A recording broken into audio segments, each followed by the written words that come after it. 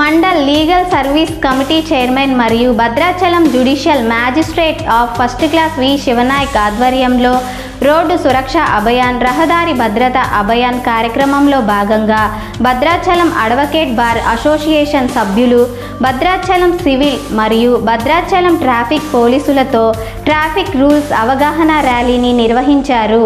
ఈ సందర్భంగా Bhadrachalam judicial magistrate of first class V Shivanayak మాట్లాడుతూ ఉద్దేశం ఏంటంటే ట్రాఫిక్ రూల్స్ గురించి అవేర్నెస్ కల్పిద్దామని చెప్పి అదే part of legal service authority చైర్మన్గా మేము ఈ ర్యాలీని కండక్ట్ చేస్తున్నామండి.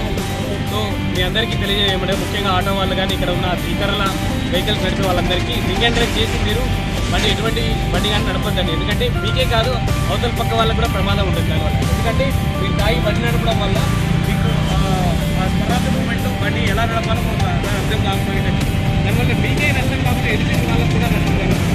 ఇదే కాకుండా రింగ్ అండ్ డ్రైవ్ మనము చాలా రూల్స్ ఇంప్లిమెంట్ చేస్తున్నామండి. రింగ్ అండ్ డ్రైవ్లో ఫస్ట్సారి కనుక రింగ్ అండ్ డ్రైవ్ చేసి బయట దొరికితే మాత్రం 6 నెలల వరకు జైలు శిక్ష మరియు 10,000 జరిమానా ఉంటుంది. మరియు రెండోసారి కనుక సేమ్ మంచి కనుక రెండోసారి కనుక దొరికితే 2 సంవత్సరాల వరకు జైలు శిక్ష మరియు 15,000 జరిమానా ఉంటుందండి. ఈ సందర్భంగా ప్రజలు వాహనాలను జాగ్రత్తగా ట్రాఫిక్ రూల్స్ పాటిస్తూ నడపాలని వి శివనాయక్ తెలియజేశారు.